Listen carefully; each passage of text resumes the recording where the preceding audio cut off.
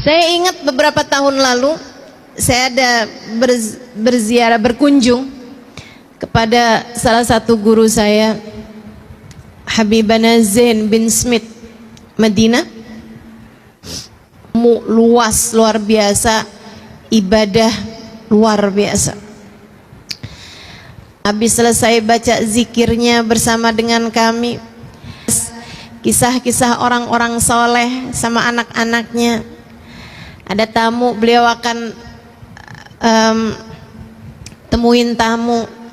Yang diceritakan adalah hal-hal yang berbau ilmu, hal-hal yang bernilai ibadah, hal-hal yang mendekatkan orang pada Allah Subhanahu wa taala, mendoakan orang lain. Kemudian masuk lagi, mami kami sholat, kemudian dengarkan kami membaca Al-Quran, minta kami untuk baca beberapa hadis dari hadisnya Nabi Muhammad. Beliau kemudian menerangkannya. Dia bilang, saya kalau lagi bersama dengan ini, kalau kamu bisa hidup dengan cara seperti ini, kamu sudah akan berada dalam surga sebelum surga nantinya. Kata Allah tentang para kekasih-kekasihnya, ala inna awliya Allah la khaufun alaihim walahum yahzanun. Ketahuilah, sesungguhnya para kekasih-kekasih Allah Subhanahu wa taala la khauf alaihim, mereka enggak punya rasa takut, enggak punya walahum yahzanun, dan tidak pula bersedih hati. Kenapa begitu?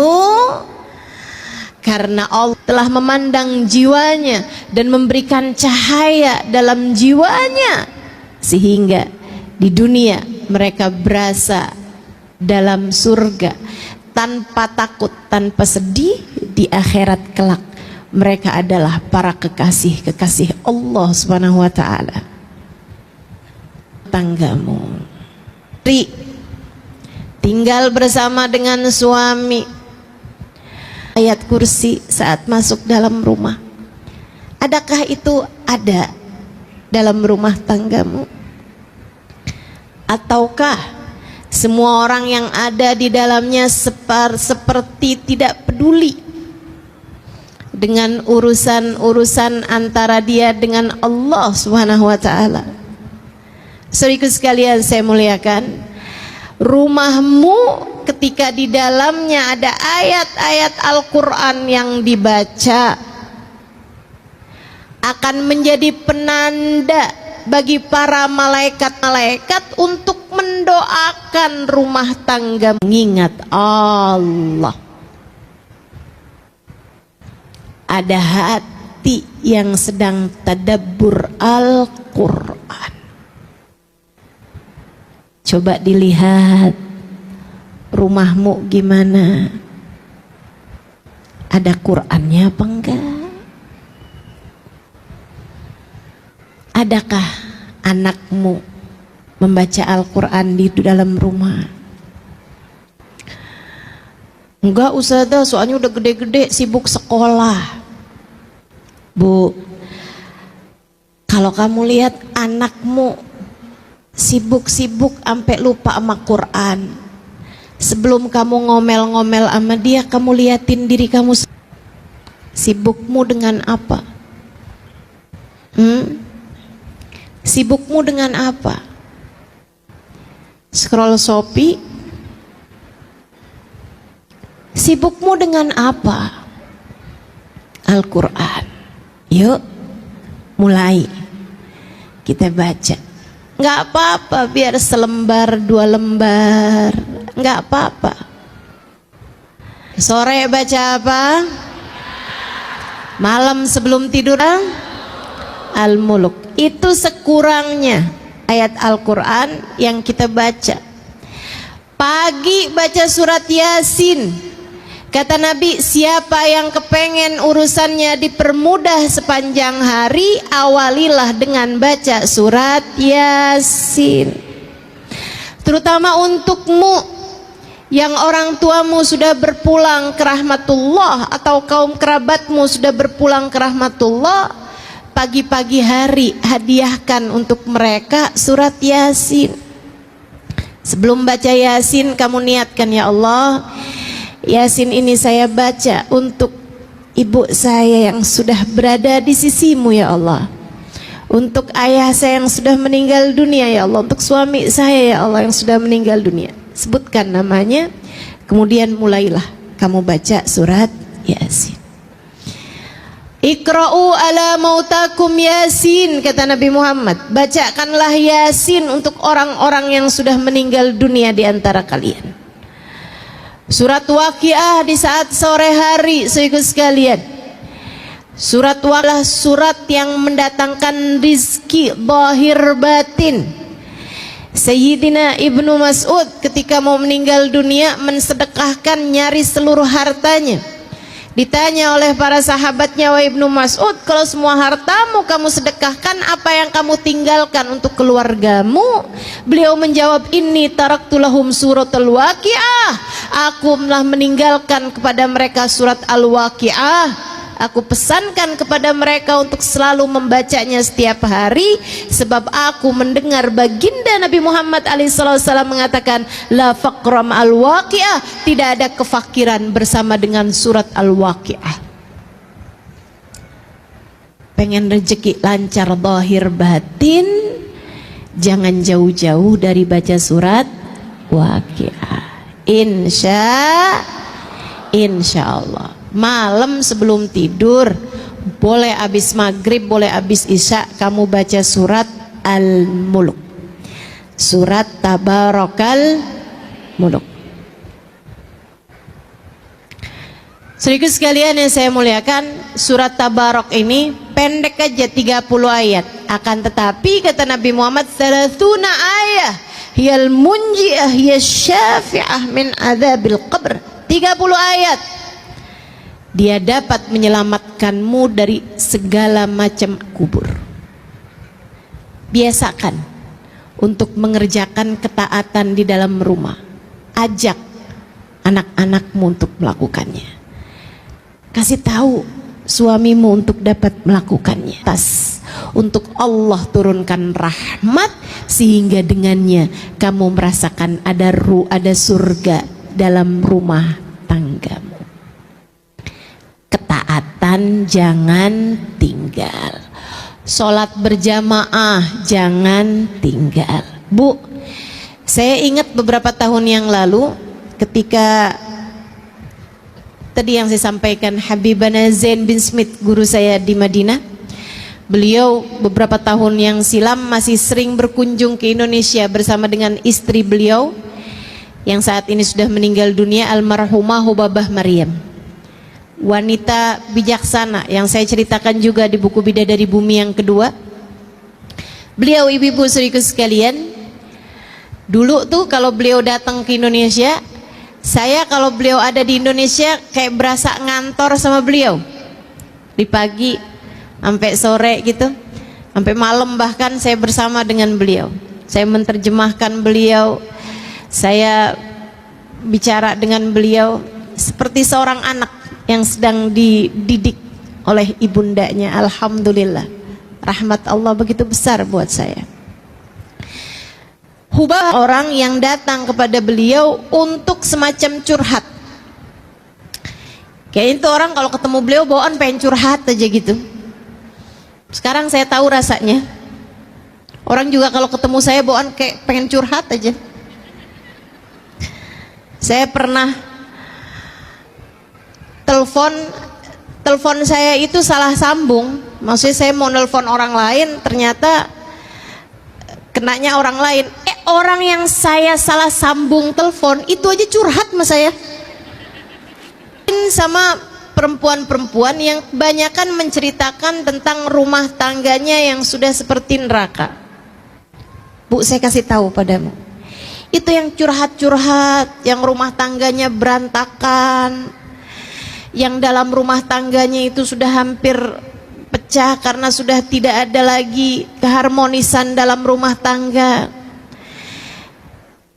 dengan segala macam keruwetan, permasalahannya dari suami yang selingkuh, istri yang jatuh cinta dengan laki-laki yang lain, atau bahkan terjerumus kepada hal-hal yang dosa, atau suami yang kemudian jadi dekat dengan narkoba dan seterusnya. Permasalahan-permasalahan yang sangat banyak dalam rumah tangga membuat saya yang waktu itu baru menikah beberapa bulan jadi mikir gitu, apa nggak salah keputusan yang saya ambil ini ya. Saudara sekalian, namun subhanallah, dari setiap kali saya menerjemahkan Hubabah, karena masalahnya mereka curhat pakai bahasa Indonesia, Hubabahnya nggak ngerti bahasa Indonesia. Hubabah jawab pakai bahasa Arab, orang yang dicurhatin kagak ngerti. Jadinya mau nggak mau saya yang harus jadi penterjemahnya gitu. Saya terjemahkan kata per kata, bahkan saya terjemahkan kalimat per kalimat. Tiap Hubabah bisa saya ngomong langsung saya terjemahin, dia ngomong saya terjemahin gitu terus seperti itu. Saudara sekalian saya muliakan, dari begitu banyak pertanyaan-pertanyaan yang ditanyakan balik oleh Hubabah, saya membuat satu kesimpulan. Ada satu pertanyaan yang selalu ditanyakan sama beliau, kalian di rumah sholat berjamaah apa enggak? Dan subhanallah, jawabannya selalu saja tidak. Hubabah tanya balik, tapi kalian sholat? Jadi rupanya yang punya banyak permasalahan dalam rumah tangga adalah orang-orang yang di dalam rumahnya tidak ada sholat berjamaah, ada taat yang ditinggalkan. Sampai ketika saya sedang berduaan dengan beliau, dengan Hubabah Maryam, saya tanya, Hubabah, apa kaitan antara sholat berjamaah sama rumah tangga gitu? Kenapa setiap orang yang dalam rumah gitu? Kata Hubabah, ya Halimah, ma sami'ti qaul Rasulillah sallallahu alaihi wasallam, kamu nggak pernah dengar nak hadisnya Nabi Muhammad alaihi wasallam, la tusawwuna sufufakum aw la yakhtalifanna qulubakum, hendaklah kalian ratakan soft salat kalian atau akan bercerai-berai hati kalian. Jika soft tidak rata saja membuat hati bercerai-berai, bagaimana pula dengan yang tidak sholat berjamaah sekalian? Sholat berjamaah menyatukan hati. Kamu kalau kepengen rumah tanggamu berada dalam surganya, laksanakanlah sholat dengan berjamaah di dalam rumahmu itu. Insya niat apa enggak niat nih kira-kira? Mulai kapan sholat berjamaahnya? Sekarang. Insya Allah kerjain ya. Ustazah, suami saya kerja ustazah. Nggak apa-apa, kerja, tapi di saat beliau berada dalam rumah, di saat dia sedang berada dalam rumah dan kamu juga sedang berada dalam rumah, maka kalian ngerjain sholatnya jangan masing-masing, jangan sendiri-sendiri, sholatlah dengan berjamaah. Faham? Suami saya sholatnya di masjid ustazah. Oke, tapi kan biasanya biar bagaimanapun ada masanya ketika suami harus sholat di rumah, ya kan begitu? Nah, saat dia sedang mengerjakan sholatnya di rumah, kamu sholatlah dengan berjamaah bersama dengan dia. Itu maksud saya. Insya Allah.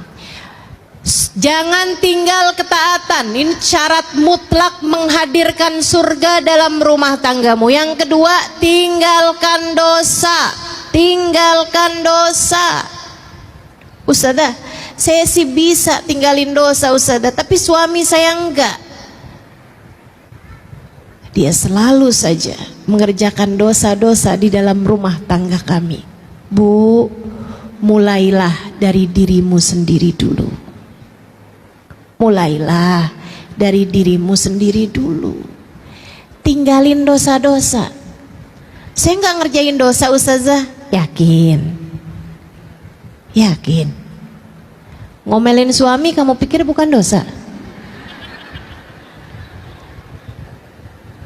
nilep duit suami ketika kamu lagi nyuci baju, terus nemu ternyata di saku bajunya ada uangnya, kamu pikir nggak dosa? Ustazah, emang itu dosa ya? Bukannya rezeki istri soleha? Yuk tinggalin dosa.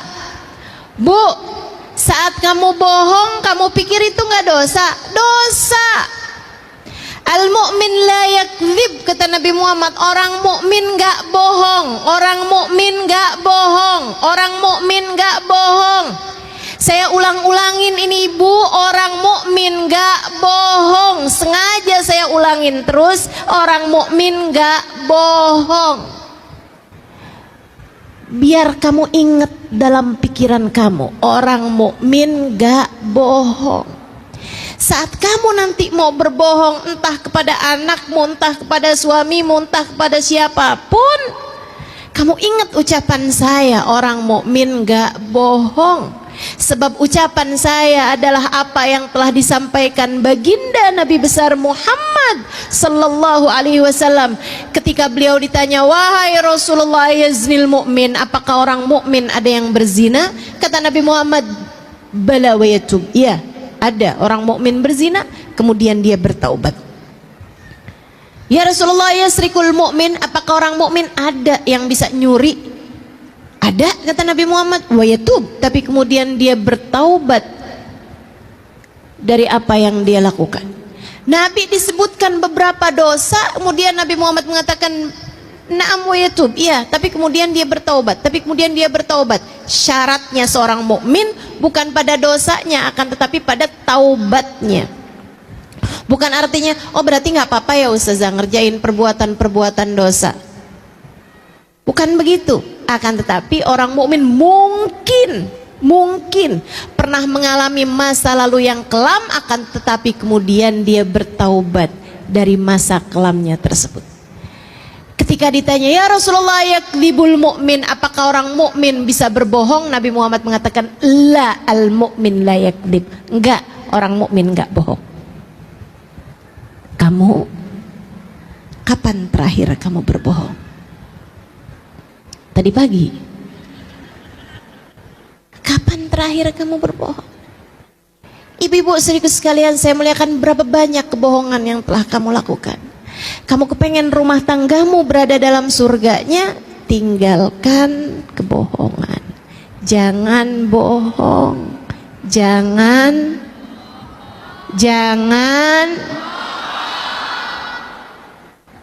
ingetin terus ucapan saya ini. Jangan bohong. Ibu-ibu sekalian saya muliakan, tinggalkan dosa-dosa apapun itu. Kamu kecewa karena suamimu telah menduakan hatimu dan sebagaimana mestinya, tidak memberi kepadamu apa yang kamu harapkan, hingga satu hari ketika suamimu sudah tertidur di sampingmu, ada pesan masuk, hai, apa kabar? Dari mantan ketemuan waktu reuni kemarin. Saya sih Bu nggak setuju dah Bu sama acara reunian. Banyak yang CLBK. Ya ampun, saya nyesel nggak kawin sama dia. Sekarang udah punya pom bensin. Bahaya banget. Yuk, akhirnya dapat nih WhatsApp nih. Terus dijawab, baik, alhamdulillah. Kamu apa kabar? Tuh, lanjut dah. Baik. Kamu udah makan belum? Ada urusan apa setengah 11 malam tanyain orang udah makan apa belum? Kamu kemudian lihat suamimu itu, nggak pernah nanyain sih udah makan apa belum. Lah orang makannya barengan. Saudaraku sekalian yang saya muliakan, kemudian berlanjutlah apa yang kamu sebut diawali dengan khianat hati, selingkuh batin. Teman-teman saudariku sekalian yang saya muliakan, ini adalah pintu pembuka untuk sebuah dosa besar bernama zina. Dari saling sapa, kemudian ketemuan, kemudian entah apa yang akan kamu kerjakan. Kamu gak pernah tahu. Setan itu sudah profesional mengganggu hamba-hambanya. Jangan pernah buka pintu untuk masuknya setan di dalam urusan rumah tanggamu. Jangan. Jangan. Bisa jadi laki-laki lain lebih ganteng, lebih perhatian, lebih baik, lebih soleh, tapi dia bukan suamimu. Kunci surgamu tidak berada jalan surga ketika kamu taat baik padanya, jalan neraka ketika kamu menghina dia, ketika kamu tidak memperlakukan dia dengan semestinya. Jangan terbiasa mengerjakan dosa dalam rumah tanggamu. Angkat dah dosa-dosa, tinggalkan dosa. Pasti akan lebih damai, pasti akan lebih harmonis, pasti akan banyak turun rahmatnya Allah Subhanahu wa ta'ala kepada rumah tanggamu. Yang ketiga, teman-teman saya sekalian, yang pertama tadi apa? Jangan tinggal taat. Yang kedua apa? Berada di dalam surganya dalam rumah tanggamu. Apa kaitannya Ustazah? Apa kaitannya? Ini saya ceritain. Apa kaitannya? Saya punya teman. Dia seorang daiyah, seorang ustazah di Australia. Teman saya kan banyak, Bu, jangan ngiri. Seorang daiyah di Australia. Satu waktu saat kedatangannya di Indonesia, dia cerita. Namanya Ustazah Ummu Abdurrahman. Dia cerita bahwa dia itu berdakwah di Australia dan ada banyak di antara orang-orang yang mulai masuk dalam agama Islam, sehingga dia banyak mentalkin orang-orang. Sering banget datang ke rumah dia, duduk di ruang tamunya. Bahkan di saat dia lagi nggak ada dalam rumah.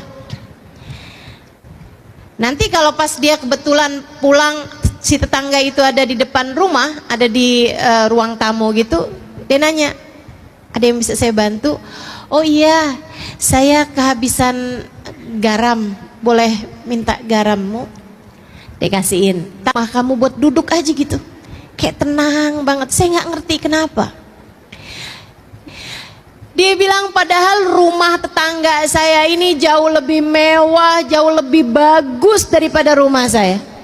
AC-nya jauh lebih dingin daripada AC di rumah saya. Dia bilang daripada AC di rumah saya. Dia bilang dekorasinya interior dalam rumahnya jauh lebih indah daripada rumah saya. Tapi dia mengatakan bahwa setiap kali saya duduk di dalam rumahmu, seperti saya berada di dalam surga. Saya nggak ngerti kenapa. Dia bilang, saya pun kemudian kasih tahu sama dia tentang Islam dan lain sebagainya.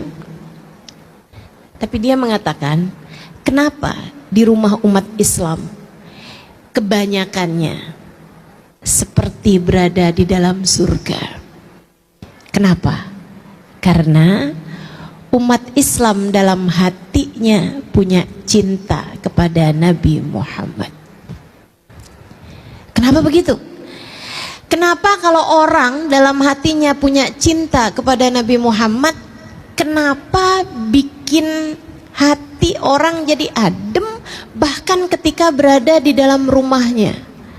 Karena Nabi Muhammad, Allah mengatakan tentangnya, a'udzubillahi minasyaitonirrajim, wa ma arsalnaka illa rahmatan lil alamin.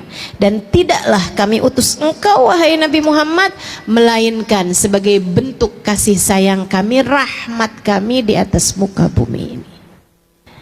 Maka teman-teman saudaraku sekalian, kalau dalam hatimu punya rasa cinta yang besar kepada Nabi Muhammad, senang baca sholawat kepada Nabi Muhammad, bakalan adem hatimu dan bakalan adem pulalah rumahmu. Yang terakhir, kalau kamu kepengen rumah tanggamu jadi tempat turun hujan rahmatnya Allah, menjadikan rumahmu ada surga di dalam rumahmu, saudariku sekalian yang saya muliakan, terakhir, cobalah belajar untuk memiliki akhlakul karimah, akhlak yang baik kepada siapapun. Bangun akhlak yang bagus, bangun akhlak yang baik. Ucapan kasar, kalimat yang menyakitkan hati, tinggalkan. Marah-marah, apalagi nggak jelas marahnya sebabnya apa, tinggalkan. Tinggalkan. Semua bentuk dari akhlak-akhlak yang buruk itu adalah penyebab dari rumahmu seperti berada di dalam neraka. Cobain belajar buat punya akhlak yang baik. Kalau ada suami lagi marah, liatin aja. Liatin aja. Kemudian kalau dia marah-marah, ngomong-ngomong yang gak enak gitu, Bu, kamu dengerin aja tapi gak usah percaya. Gak usah percaya. Sebab yang berbicara bukan hatinya. Yang berbicara adalah setan yang sedang menguasai hawa nafsunya. Kamu mau percaya sama setan? Enggak. Saya menuduh suami saya bohong, Ustazah. Suamimu mungkin enggak bohong, tapi yang sedang bohong adalah setan yang sedang menguasai suamimu. Buktinya, coba kamu ingetin betapa seringnya kamu habis marah-marah, habis itu kamu nyesel. Betul? Terus kamu bilang, maaf ya, saya tuh nggak ngomong dari hati saya. Betul? Dari mana tuh kamu ngomong? Dari hawa nafsu. Hawa nafsu kamu tuh. Kenapa kok bisa hawa nafsu kok lagi marah bisa ngomong sesuatu hal yang begitu menyakiti hati orang lain, begitu kasar, begitu keji? Karena orang kalau lagi marah hatinya dimain-mainkan sama setan. Kata Nabi Muhammad, seperti anak kecil main-mainin bola. Seperti anak kecil main-main bola. Seperti itu pula lah setan ketika hati kamu lagi marah, dia main-mainkan hati kamu, masukkan hawa nafsu sehingga bikin kamu jadi marah-marah seperti itu. Enak rasanya? Enggak. Enggak enak rasanya. Enggak enak rasanya. Ustazah, tapi kok saya enak ya kalau habis marah-marah? Hati-hati. Kalau kamu merasa saya kok enak ya habis marah-marah, hati-hati. Jangan-jangan kamu sudah bukan lagi seseorang yang sedang dimain-mainkan hatinya oleh setan, melainkan kamu berubah jadi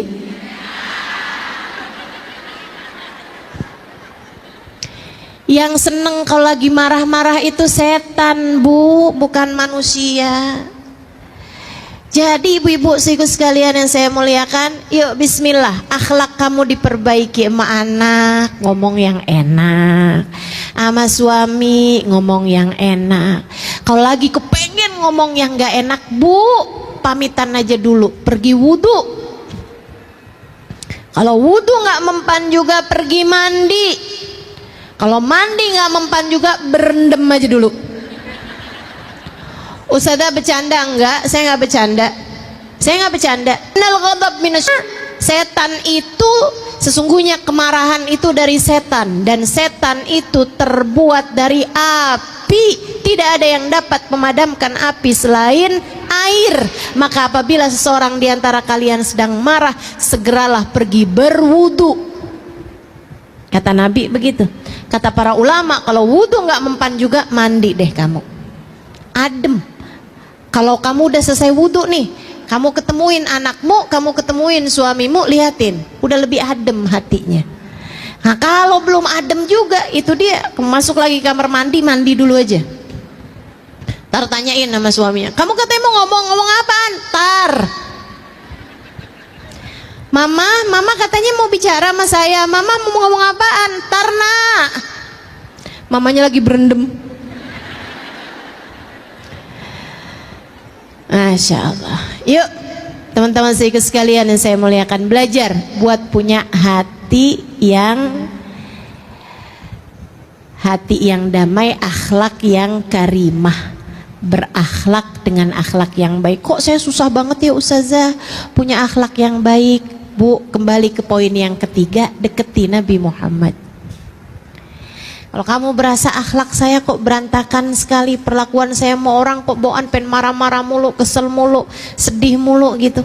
Ibu-ibu sekalian saya muliakan, cobain buat lebih dekat sama Nabi Muhammad, banyakin baca sholawat. Fama min khuluqin fil bariyati mahmud illa wa huwa mutalaqan an zainil wujud.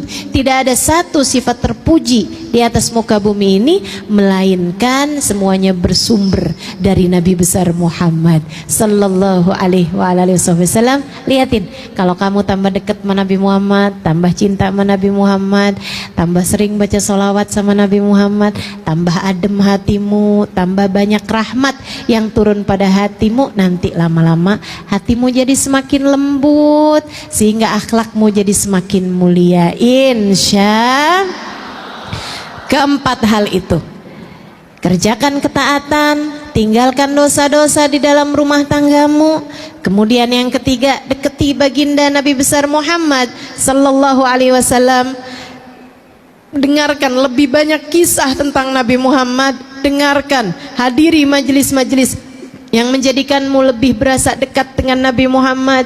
Kemudian yang keempatnya, milikilah akhlak yang terpuji. Keempat hal tersebut jika ada di dalam rumah tanggamu akan menjadi surga sebelum surga nantinya.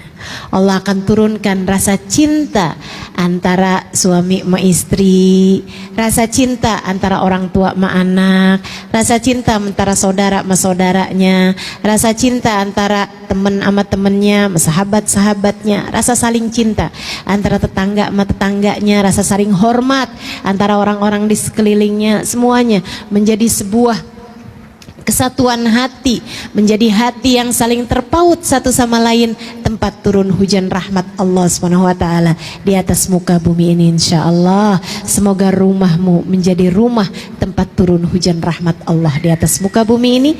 Ala hadhihi niyah wa bikulli niyatin salihah jami'ah syamilah ila hadratin Nabi Muhammad sallallahu alaihi wa ala alihi wasallam. Al-Fatihah. Bismillahirrahmanirrahim. Alhamdulillahirabbil alamin.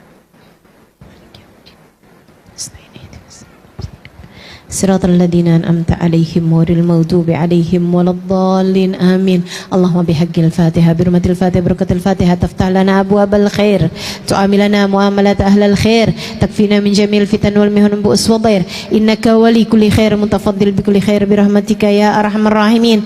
Allahumma inna nas'aluka ziyadatan fid din, barakatan fil umur, wa sihhatan fil jasad, wa sa'atan fil rizqi, wa taubatan qabla al maut, wa syahadatan 'inda al maut, maghfiratan ba'da al maut, wa afan indal hisab, wa amanan minal adhab, wa nasiban minal jannah, wa rizqna an-nadhar ila wajhikal karim.